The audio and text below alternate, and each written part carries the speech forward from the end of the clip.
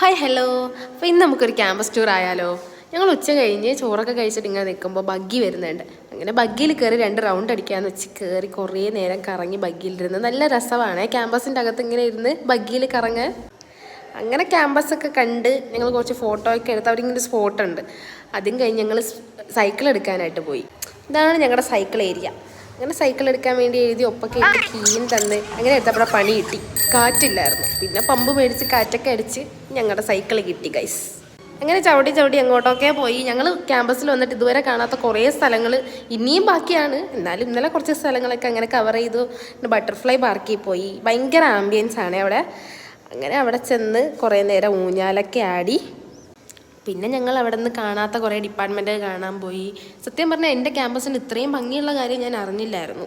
ഇനിയും ക്യാമ്പസിൽ ഒരുപാട് സ്ഥലങ്ങൾ കാണാൻ ബാക്കിയുണ്ട്. അത് അടുത്ത വീഡിയോയിൽ കാണിക്കാം. Tata bye.